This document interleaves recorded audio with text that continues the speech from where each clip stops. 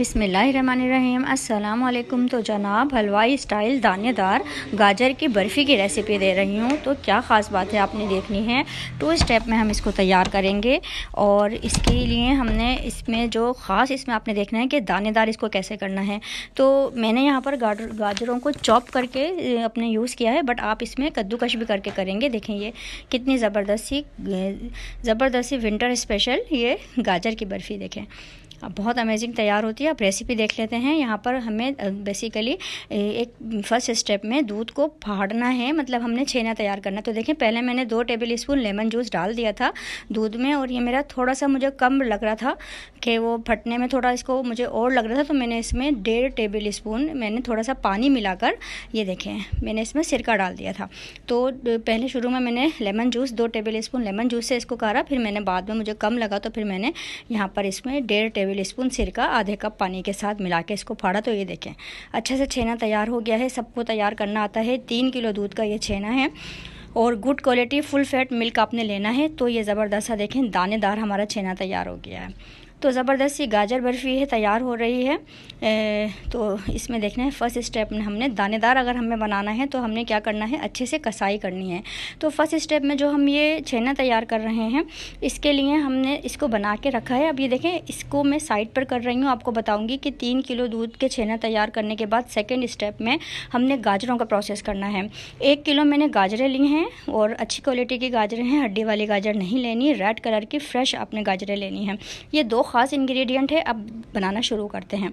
देखिए 2 table spoon मैंने भर के बिल्कुल गाढ़ा गाढ़ा देसी घी गरम किया और यहाँ पर वही 1 किलो गाजरों को मैं देखें इस तरीके से इस 2 टेबल स्पून देसी घी में बेसिकली मैं इसको अच्छे से भूनूंगी।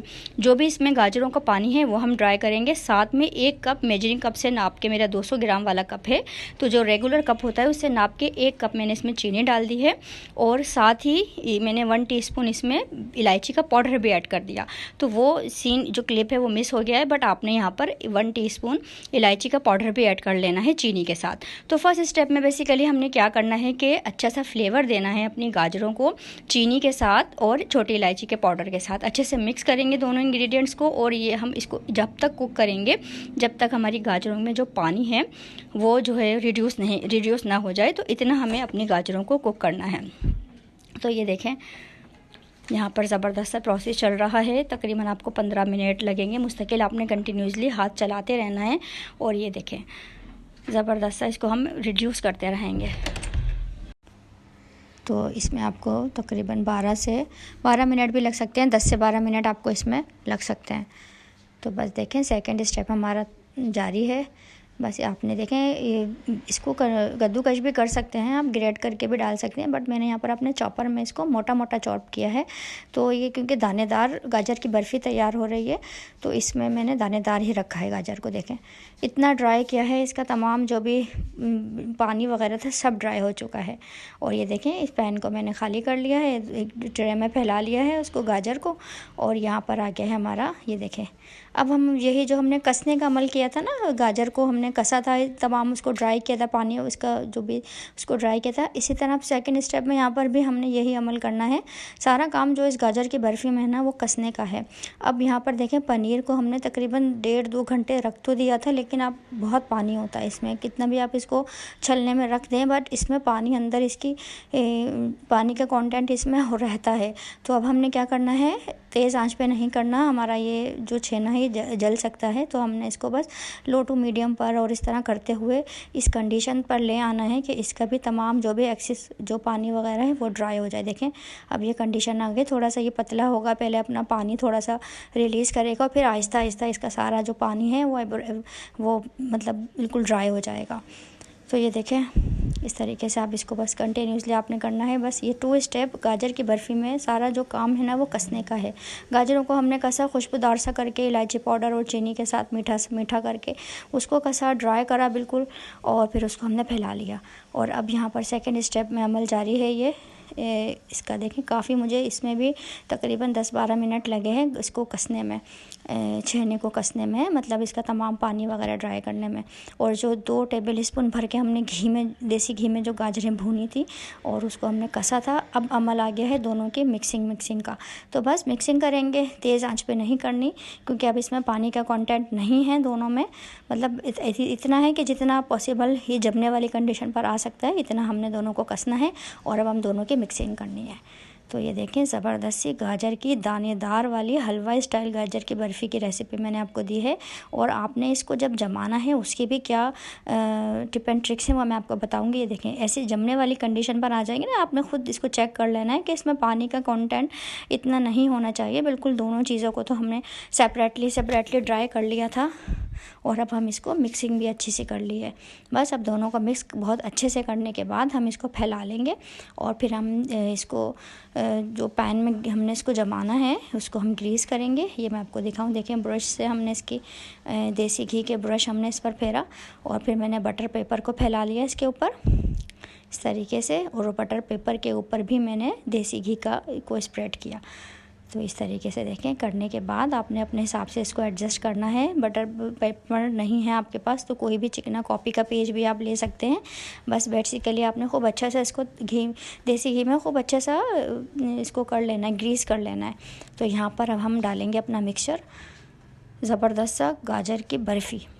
तो विंटर स्पेशल है, गिफ्ट स्पेशल है। आप गिफ्ट दें अपने प्यारों के लिए, अपने बुज़ुर्गों के लिए बनाएं। ज़बरदस्त सा देसी घी में बनी हुई ये गाजर की बर्फ़ी काफ़ी हेल्दी होती है। आप बनाकर इसको स्टोर भी कर सकते हैं।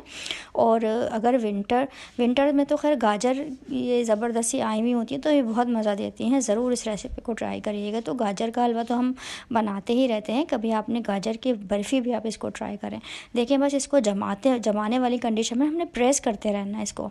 तो ये देखिए, मैंने प्रेस करते हुए ख़ास तौर पे किनारों का आपने ख्याल रखना है कि किनारों पे अच्छे से खूब आपने इसकी थिक सी एक लेयर बना देनी है, जैसे कि जमा देते हैं इस तरीके से। देखें, बिल्कुल मैंने इसको जमा दिया है। अब मैं इसको रूम टेम्परेचर पर, क्योंकि विंटर्स हैं, इसको मैं अपने काउंटर टॉप पर मैं रख रही हूँ इसको। और मैं सुबह देखूँगी इसको, मैं तकरीबन 12, 15, 16 घंटे बाद।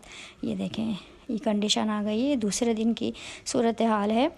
काफ़ी पूरी रात ये रखा रहा है और मैंने काफ़ी जमा दिया था इसको। बस ये आपने ख्याल रखना है। और नाइफ़ को आपने बार बार या तो पानी से या घी ऑयल से ग्रीस करके फिर आपने बार बार कट करना है। ये देखें, मैंने छुरी के जो वो है नोक, इसको मैंने ग्रीस कर लिया है।